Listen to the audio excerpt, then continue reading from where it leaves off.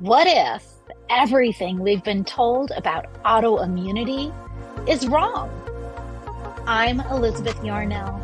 After awakening partially blind one morning in 1999, a doctor told me my multiple sclerosis would put me in a wheelchair within 10 years. I refused to accept that as the end of the story, so I started investigating. Welcome to the Inflammation Investigator, the podcast that uncovers the inflammation lurking underneath your ailments. Because autoimmune and chronic conditions should not be viewed as death knells when they are actually alarm bells. I'm a traditional naturopath and founder of the Inflammation Academy. And in 2 episodes every week, we dig into what conventional medicine might be missing. If you're living with chronic or unexplained symptoms, this investigation is for you. Your body has been trying to tell you something. Let's start listening.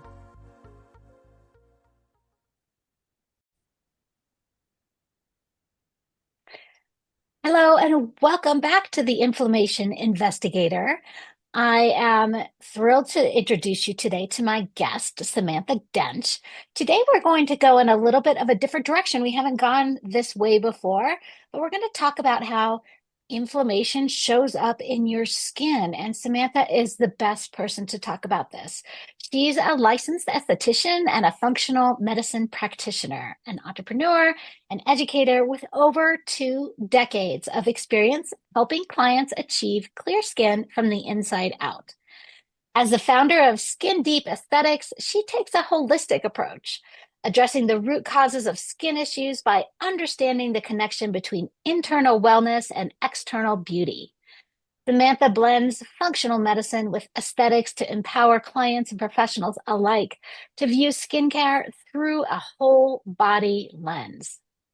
She's also the creator and host of the Functional Esthetician podcast, where she shares insights on how gut health, nutrition, hormones, and lifestyle impact skin health. An advocate for education and better skincare, Samantha founded Zozo Skincare, a safe skincare line for tweens. When she's not working with clients or recording her podcast, the single mom of 3 finds balance in walks, baths, journaling, and spending time with her kids. So from all of that we've just learned about Samantha, you can probably guess why she's such a good fit for an Inflammation Investigator podcast. So welcome, Samantha. I'm so glad you're here. Hi, Elizabeth. Thank you for having me. I'm excited to be here too. There's so much to dig into that you do, or what we talk about here on the Inflammation Investigator podcast, which is really like how inflammation shows up in your body in ways that we really haven't been taught that that is inflammation.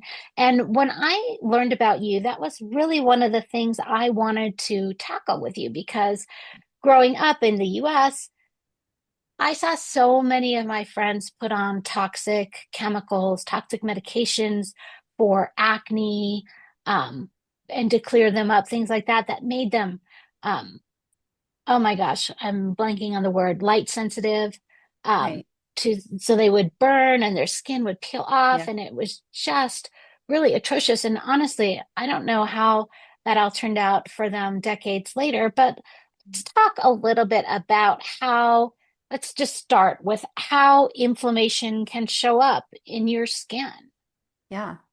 So what most people don't realize is our skin and our gut are connected. There's this thing called the gut skin axis, and our gut microbiome and skin microbiome act identically. So if there's an imbalance in the gut, it's going to come out through the skin because our skin is a detox organ. I know that our skin is our Right. largest organ, It right? is. And it's one of our detox pathways that we Yep. don't really maybe haven't been educated that much on how the skin is a detox pathway. So how did you get into this work? I kind of got in, well, the holistic part I got in by accident. I was an esthetician. I didn't get into it to clear my skin. Some estheticians do become estheticians because they had skin issues. Um, I was working in a day spa and I had gone off birth control because I wanted to start my family. And all of a sudden, I was dealing with adult acne. And working for a day spa, I had access to the best skincare treatments. I was doing all the treatments that I learned how to do in school. So, just like everybody else, you see something on your skin and you start treating it topically and nothing was working. And it was very frustrating because I'm thinking to myself, okay, I'm an esthetician. I'm doing everything I learned how to treat the skin. Why is my skin not clearing up? And then I was fortunate enough to have clear skin through all of my three pregnancies. My last two were back to back, so I had gained a lot of weight. And after my third baby, naturally the acne came back. And so at the time I was like, oh, I gotta lose this baby weight. So I did a 14-day gut cleanse where I got rid of all these inflammatory foods. And yes, I did lose baby weight, but my skin cleared up.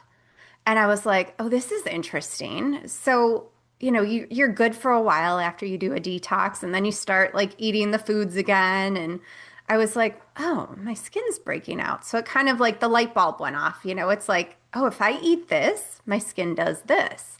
So I started, I'm a research nerd, so I started doing some research and learning more about this. And then I started applying it to clients. Like, if you come in with acne, why don't you try eliminating like certain foods and see how your skin clears? And the clients that were compliant and did change their diet had better results than the clients that were like, nothing's working. Why is this cream not working? Why is this serum not working? So that's kind of how I became more holistic. And then when the opportunity to get licensed in functional medicine came in front of me, I was like, okay, now I can test and tell my clients, okay, this is exactly what's going on inside your body.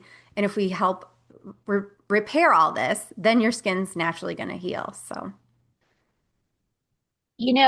I feel like that link between our insides and our outsides has been ignored in conventional medicine yeah. for so long.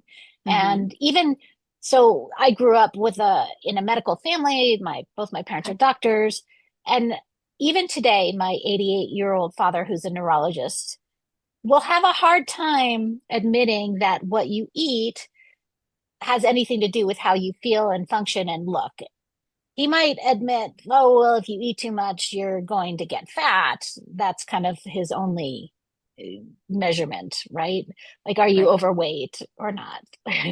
Yeah. So, so I think this is such a great perspective and direction for skincare. And I read an article recently on I think it was on Alona of Hungary, kind of the beginning of the Estee Lauder, of the revolution in skincare in America, because American women famously before around like 1940, didn't do anything to their skin. They Right. didn't really understand about skincare. Do you know much about that history?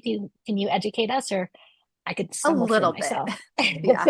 I'm not too familiar with the background of it, but I know like Cleopatra, that kind of, but I do know like it has evolved and I know beauty wasn't as big of a deal as it is now. And even like, my mom, she used like Pond's cold cream on her face.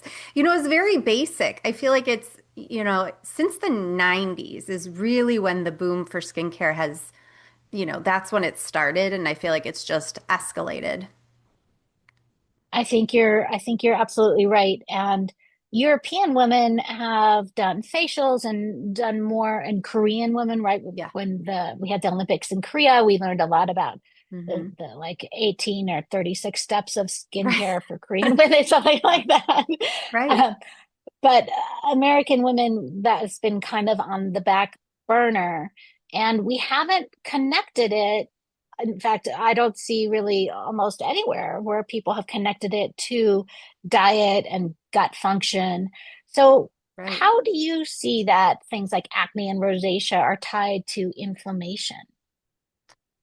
I mean, everything stems from the gut. All systems of our body are connected. So if one system is out of balance, It might not show right away, but eventually all the systems of your body are going to start to respond negatively. It's like I like to tell people it's like a snowball, that you start with like a tiny little snowball, which is your gut. And then it's like, as you're building that snowman, it gets bigger and bigger. And so that's how all the systems of the body start to react. I feel like the skin, though, is your first line of defense because the skin will show you that there's a problem before you even feel it in your body. Yes, I agree. Although sometimes I feel like the skin is almost the last line of defense. Like your body has tried everything else. It's tried to remove the toxins Right. through our other pathways of elimination, right? Which Mhm. is pee and poop and sweat. Yeah. But if we are still ha can't release those toxins through those pathways, then I feel like it's Yep. coming out the skin. And when I see people with skin problems, I feel like, oh, that person has so much toxicity in them, it's overflowing through their skin. Right. Yeah. Absolutely. Yes, I agree with you. It does come out with other systems first. But I feel like, some people get sick, but I feel like most people, it shows in their skin and then they start to get symptoms. I think that's very true. So when people have skin patterns like persistent flare-ups, why doesn't skincare like normal topical skincare work? Because it's coming from inside. And I feel like, if I'm going to use gluten as an example because I feel like that's one of the most inflammatory foods we can eat. If you're eating gluten, your skin's going to show it, and then you're trying to hide it by putting topicals on, but you're still eating that gluten. So it's like putting gasoline on a fire. It's like it's never going to get better because you're constantly like fueling that fire to make it worse. I feel like oftentimes people, when they have skin issues, their first knee-jerk reaction is to go to, say, a dermatologist Right. versus an esthetician. What are your thoughts on that? Yeah, and I feel like that is pretty normal. Like I have clients, they'll come to me, they've tried everything. They've gone on TikTok, they've seen dermatologists, and nothing seems to work. The problem is like topicals are really, really strong and they damage the skin barrier. And when you have internal inflammation, that's actually weakening your skin barrier. So it's like you have a weak skin barrier. Now you're putting all these harsh topicals on, and that's why everybody gets so red, dry, and irritated because it's like it just makes it that much worse. And then when you take antibiotics, it's reducing gut bacteria. So now you've got issues on the inside and outside. And it can sometimes um, hide it or like minimize the symptoms. I call it band-aiding it. Because some people will get clear from antibiotics, but then all of a sudden it comes back. And I feel like what happens is the gut has to like work so hard to control that bacteria because it's killing everything off. So it's like temporarily it'll hide the problem, but then it just comes back worse. I remember one of my best friends who went to medical school and she did a rotation in dermatology. And she said, my goal in this rotation is to learn everything I can to keep about my own skincare and how to keep my skin um, clear from breakouts, things like that. And at the end of that residency, I said, okay, so what are the secrets? What did you learn? And she said, topical antibiotics. Right. And I was like, Yeah. that's so disappointing. That's all I you know. learned. I know. I know. Yeah. And I did, as I've said many times on this show, I grew up in the 80s as a Yep. child of medicine and of who really bought into the idea of better living through chemistry Right. and all these things. And every time my family would go to Mexico on vacation, we would go to the pharmacy and get topical Okay. antibiotics for your Yep. face. Yeah. All of those things, Hmm. which are really such short-term patches Right. and really don't address the root of why are you having breakouts to begin with? Why are you Right. having rosacea, for example? I have Hmm. myself worked with a lot of clients in the Inflammation Academy who have come to me with rosacea, Yeah. and we have been able to see very clearly the link between what they eat and how flushed their face is. Yep. one time I was actually on a Zoom call with a client and we were talking about how she was doing her anti-inflammatory diet and she felt like she was doing really well, except for she had just had a little cheat about half an hour before we got on the phone. And as we were on the call, I Mhm. watched her face blow up in front Yeah. of me. Yeah. That's It crazy was how quickly it reacts too. Yeah. it can be really Yeah. fast and react and when it does, that's when you can make a more clear correlation. I think she had Right. eaten like cashews or something like that, Okay. Yeah. which we already knew that wasn't right for her body. But Hmm. but then you can make that correlation if you can say, okay, well, wow, I was clear this morning and now 4 hours later Hmm. I'm hugely red and have rosacea all over. What did I eat in the interim? Right. Sometimes food sensitivities can take much longer than that, 3 or 4 days to manifest. So that makes it a little bit harder Yeah. than when it happens right away like that. What Right. kinds of things have you seen that trigger inflammation in the face? I mean, a lot of times it's gluten, dairy. I feel like sugar's another big one. And sugar actually ages us. So if a client's coming in with premature wrinkles, I try to figure out what they're eating because sugar breaks down protein, which depletes our collagen. So it's like the skin's going to start to age quicker. Because I have 20-year-olds that come in with wrinkles, and I'm like, you really haven't even started the aging process yet. So what is going on? Even like some of my older clients, they eat a lot of carbs and sugar, and I call it glycated skin. It almost has like an orange peel like appearance to it. And so, it's just how the body breaks down the proteins and the collagen. So you just mentioned a 20-year-old. I want Yeah. to talk a little bit about menopause and perimenopause Yeah. for women. But before that, let's talk a little bit about the younger girls. And I'm going to say the girlies on TikTok. Yes. My 21-year-old daughter will tell me I know nothing about skincare Mhm. because she watches these TikToks, and that's not what Right. they say to do, mom. And I'm thinking, okay, well, that's like a 15-year-old or Yeah. 16-year-old. I feel like I've had a lifetime with my skin. I maybe know a little bit better about how to take care of it than really a teenager. Right. But they're very influential, right? These Sure. TikTok skincare experts. What do you think of them? What do you think about what their advice is?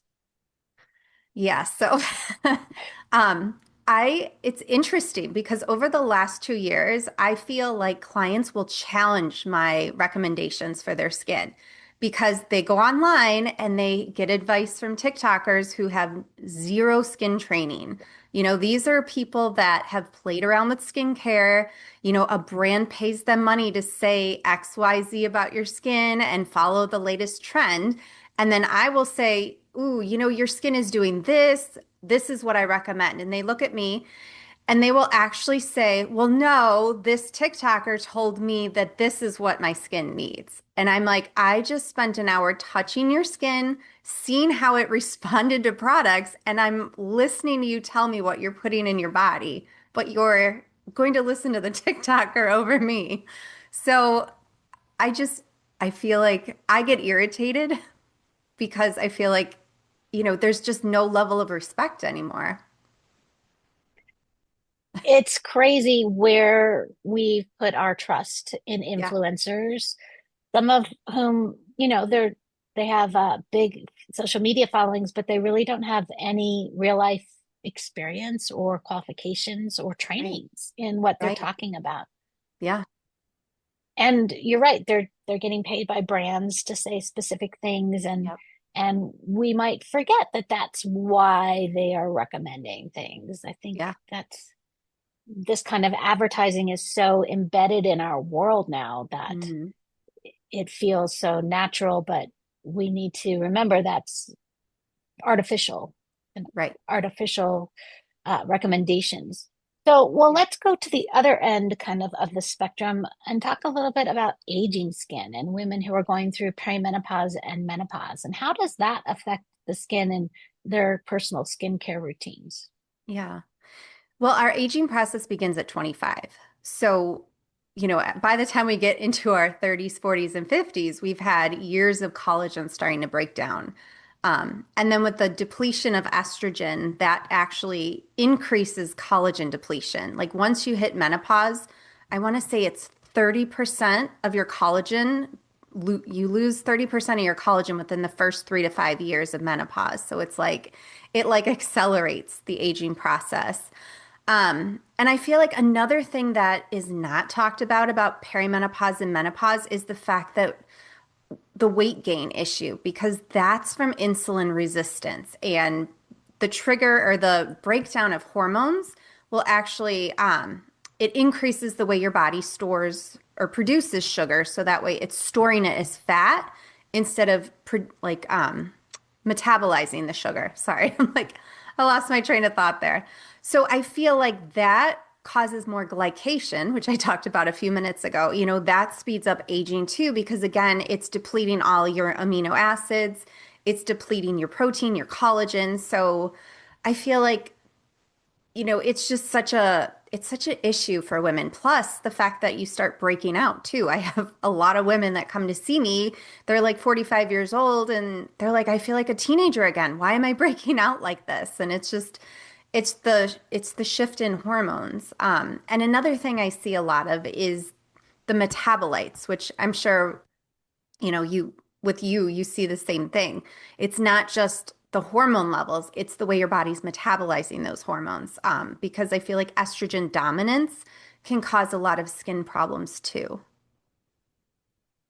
So what would you see as the ideal skincare regimen for let's just start with the older woman, the Yeah. woman who is in perimenopause or menopause.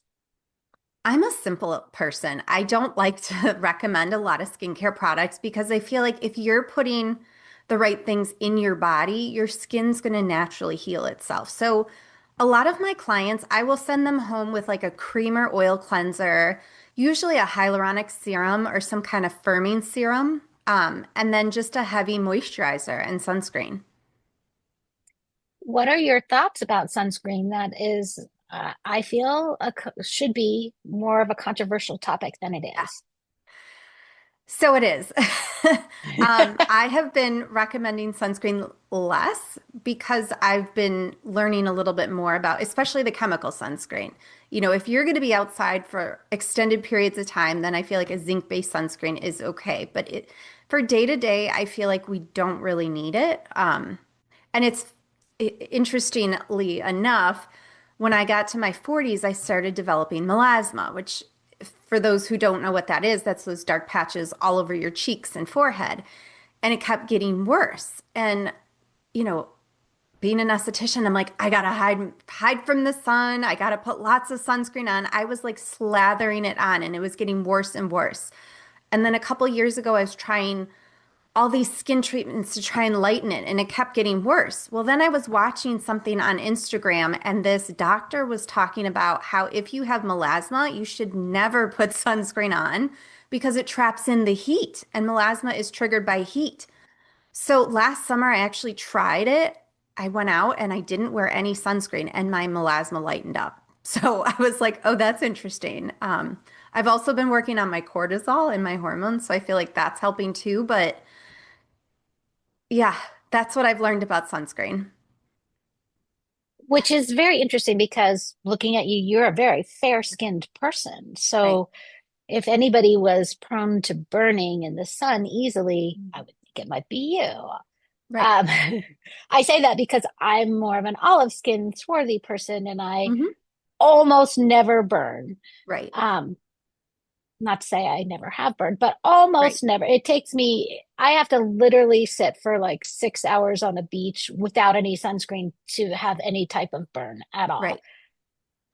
But I agree. I mean, the chemical sunscreens that we have grown up on and that are still out there, and by the way, are not reef safe. You should never put Right. them on when you go into the ocean, a living part of the ocean, especially with reefs, Hmm. um, because they kill the fish life, the marine life, Yeah. and they kill the coral, all that kind of stuff. And oh, you know what? If coral can die from the sunscreen, what is it doing to us when we're slathering it all over our largest organ, Right. which is our skin? So Yeah. I also have an issue with this sunscreen mandate that we have Hmm. been pushed on. And even now, anytime I talk to any type of dermatologist or skin doctor, that's the first thing they say. They'll Yeah. say, well, I hope you're wearing sunscreen every day. And sometimes I admit I don't wear sunscreen. Yeah. Uh, That's okay. instead, instead, I like to wear a hat. I Right. love my big Yep. sun straw hats in the summer. Hmm. I traveled through Europe last summer. I carry a big hat with me when I Yeah. travel. Um, I've really become into my hats, and I'd much rather wear a hat than put chemicals on my Yes. face to block I'm the a hat sun. person too. Yeah. Now, again, just like you said, there are times when, yeah, I need some sunscreen. I'm Right. working in the yard and I have my hat on or whatever, and I know, for instance, one of the places I'm prone to burn is the end of my nose, which Right. is always awful. So I Yeah. might put some sunscreen there, Hmm. but only the zinc based Right. sunscreen, not the chemical based sunscreen. Yep. Um, and it's very easy to see what your sunscreen's made out of because it should be on the label. Right. Um, so those chemicals are like, can you remember the names of the chemicals? It's like Aussie, can't even The remember. oxycinamates, the oxalates, the Thank you. avobenzoin, parasols. Yeah. The Like, benzoins, yeah. yes, Hmm. Yeah. yes. All very toxic chemicals. Right. Yep. And I think they only block certain types of UV rays anyway, and Right. maybe not even the most damaging ones for the Yeah. skin. Yeah. And we need the sun. Like We do we for do, vitamin D. Yes. right. 100%. we Yeah. we do not metabolize vitamin D through sunscreened skin. You have to Right. have unsunscreened naked skin to Hmm. be able to absorb the vitamin D from the sun. Yeah. And as I love to say in my talks, all life on this planet comes from the sun. This Yeah. is the sun shines down, it shines on the plants, they photosynthesize, they grow, the animals and people eat the plants, and that's how we take the sun's energy into our body on Yep. top of vitamin D. So this is really how we evolved on this world. We shouldn't be scared of the sun in Right. that way. Yes, we have holes in the ozone layers because we're destructive Yes. force in our society. but um, but again, you can wear a hat, you can wear a long sleeve, lightweight Mhm. clothing to protect yourself in better ways than sunscreen does. Right. Yeah. No, I What agree. other what other things, what other typical habits do you see that are destructive to your skin that people may subscribe to that you think are bad habits? I mean, I think overdoing skincare. I feel like people, I see this a lot. The over exfoliation, the over putting on too many acids, retinols, mixing serums. Again, your skin is an organ. It's like our gut. If you give your gut what it needs, it's going to heal itself. If you give your skin what it needs, it's going to heal itself, which is why, I will literally send a client home with like two products, and I'm like, just do this for 30 days. They come back a month later. They're like, that was easy and my skin looks better. I'm like, yes, you don't need all that stuff. So I feel like we're overdoing it, especially, and we were talking about this earlier with the Korean skincare, all the steps. It's like, you don't need all those steps. Your skin needs simplicity. Your goal is to support your skin while it heals, not constantly put a bunch of stuff on it. So I just feel like the over exfoliation that breaks down the skin barrier. The acids break down the skin barrier. It creates sun sensitivity. It just creates like a weakened skin barrier. So products that are not normally penetrating can now enter into the skin and the bloodstream, and it can cause damage. Skin sensitivity and reactive skin, I feel like, is another issue because we're just putting too much stuff on, or we're using, like the US uses a lot of stuff and they hide ingredients. So you don't know what you're putting on your skin. You could be putting something that you think is clean, but it's breaking down your skin barrier. And now all these chemicals and these bad ingredients are getting into your body. So, Yeah. It's true. And even with natural skincare lines, for instance, back in, I'm going to say 1993 or four, somewhere around the early mid 90s, I went to a lecture, and one of the people speaking at the lectures was the founder of Burt's Bees.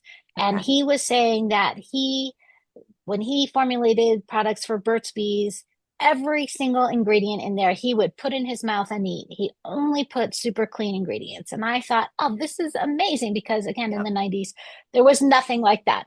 And Yeah. I thought, this is great. And I became a big fan of Burt's Bees. Well, then one day I picked up a Burt's Bees kind of wipes, a packet of wipes to like makeup removal wipes type things. And I took them on vacation with my sister and her family. And I handed the wipes over to my sister. I said, here, you can try these. They're Burt's Bees. And she used them. And within 20 minutes, her entire face was red and swollen. And I Wow. looked at the label, and that was after Burt's Bees sold out to, was Yep. it Colgate Palmolive? I can't remember, one of those big Yeah. companies. And they had added a chemical, Mm-hmm. unbeknownst to the casual Right. purchaser, that the formula had changed, and that Yeah. chemical was made my sister completely, Yep. her entire face swell up and was Yeah. red. You I can't know. even That's trust unfortunate. those brands. Yeah, once they sell out, it's like the manufacturer makes it however they want to make it, but they'll still use that like clean beauty label. La Roche-Posay is another one. When I first became an esthetician 23 years ago, I worked for a med spa, and La Roche-Posay was only sold in dermatologists or plastic surgeons' office. It was a very high-end, like medical grade skincare line, and now they sold out and you can buy it everywhere. So. And I'm sure the formulas have changed. Oh yeah, for sure. Even SkinCeuticals, I feel like I think they were bought out a few years ago too.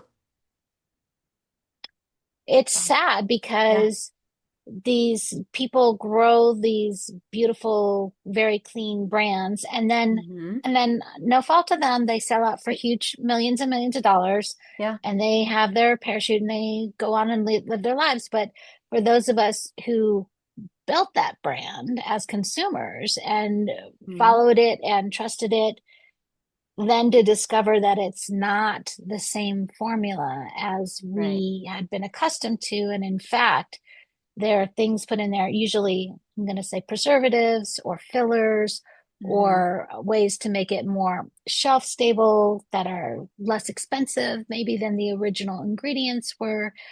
Right. Um, I could name a bunch of, uh, name shame, I guess, a bunch Yeah, of I brands. know. I I know don't know I if I could want too. to go into No, that it's here. okay. We don't have to. That I no Yeah. longer that I no Right. longer subsidize. I no longer purchase from them because I can't Right. trust them anymore. Even though at the beginning I thought they were so great, and they Hmm. were when they were small and Right. scrappy and Yeah. true to the founders' visions. Right. Yeah. And there's a loophole in the FDA, so they can hide ingredients under the term fragrance and put it on the label. So if anything says fragrance on there, it's like you got to really be careful with that because that's where a lot of the harmful ingredients come in. I would agree. What Yeah. other um, telltale words on labels do you watch out for?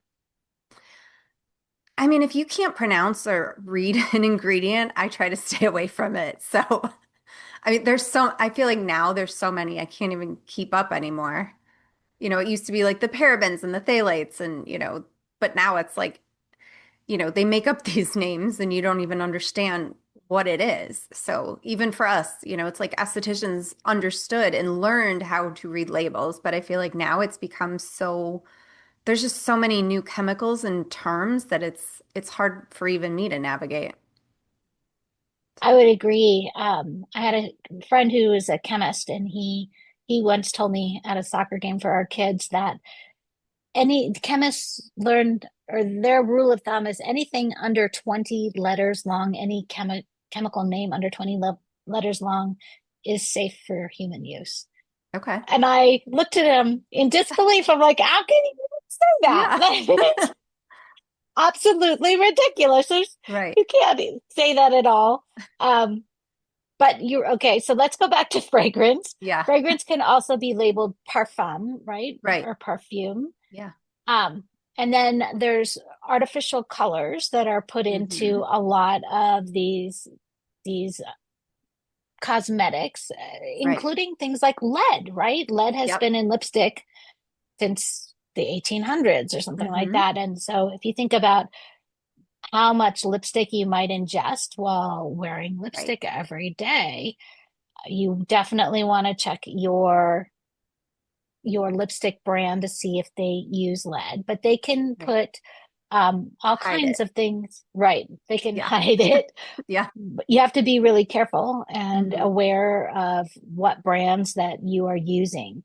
There Yeah. is a database. If you go to the Environmental Working Group, ewg.org, you can go, they have on that page, you can go to their Safe Cosmetics campaign. It's Okay. Safe Cosmetics. I think that's what it's called. And on there, you can type in whatever brand you're using of what it is, and it will come up back with a rating that says how safe it is based on the ingredients it has in it. So that is something that I've used a lot. There are brands, a lot of, I'm going to say mass market brands that I stay away from. There are things, especially like mascaras, have Right. a lot of chemicals in them that can really cause irritation on your eyelids and even inside Right. your eyes. Not to mention Yeah. that they test on animals, which is Right. terrible. Yeah. But you have to beware and be aware of what it is that you are putting on your skin because we absorb things. We talk about osmosis, right? Which Right. means the way that your the cells in your skin pull in things that are put on it topically Hmm. Right. and pull in. So yes, even hair products and skin Yeah. products, these are things that I think don't get a lot of attention. Right. And I have a lot of clients who have problems with like sulfates in Yep. skincare products, and it Hmm. can be everywhere, Yeah. all of these places. Right. So, if you are leaving your clients with one piece of advice to help improve their skin tone, their skin appearance, their breakouts, all of those things, what would it be? I always ask them what they're eating. I start with their diet because what we put in our body impacts your skin. And the phrase "you are what you eat" holds true because, if you're going to eat a bunch of junk food and try to come in and take care of your face every month, your skin's just not going to improve. Mhm.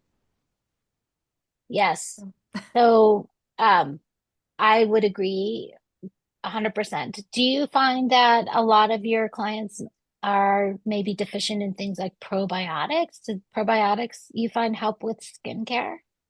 They do, yeah. Especially if, well, I mean, I do gut testing now, so I can tell what bacteria are off, but some people respond well to a probiotic and some don't. And it just depends if their gut needs that bacteria or not. So if their body has enough of it, then it doesn't really do anything or help. But if they're deficient, a probiotic definitely will help. Do you ever use topical probiotics? I don't, no. Because I mean, I feel like you don't really need topical probiotics because if you're healing your gut and working to restore your gut bacteria, your skin bacteria is naturally gonna follow and improve. What are some other common symptoms that you see people coming in with about that they see on their skin that really are related to their gut and their internal systems? Yeah. I mean, we talked about acne and rosacea, but I feel like fine lines and wrinkles, dull skin, even dark spots.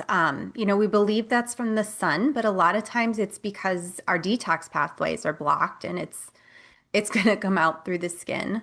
Um, Psoriasis and eczema, those are also tied to the gut. So, I couldn't agree yeah. more. Excellent. So, is there anything else that you would like to share with audiences? Do you have a motto or anything that you think people should live by when it comes to improving their skin? I always say healthy skin starts from within. That's a great Yeah. motto. I love that. We Yeah, maybe should make that the title of this right. episode. There you go. Yeah. So, Samantha, how do people find you? You can find me on social media and my website. My handle and my website are at Skin Deep IL as in Illinois. And then I also have a podcast, which you can find on my website as well. It's called The Functional Esthetician. Excellent. And do you work with people outside of Illinois as well? I do, yeah. For functional medicine, I do telehealth. Even some skincare stuff, I can do virtual consultations. Yeah. Well, I have to say, inspired me. I think I'm going to call my esthetician after this and Well, make an good. appointment. Yeah. Good.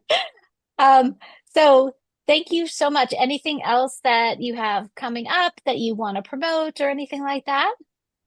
Um, no, I'm in the process of rebuilding my website to bring in the functional medicine part. So I feel like that's been a labor of love right now. For sure, Yeah. definitely. Great. Well, we will put links to everything in the show notes. And Samantha, thank you so much for coming on today. This has been a very enlightening conversation about the connection between inflammation and your skin and what your skin looks like. So Yeah. thank you, thank you again. And we'll Thank you for connect having again me. soon. Yeah. Absolutely.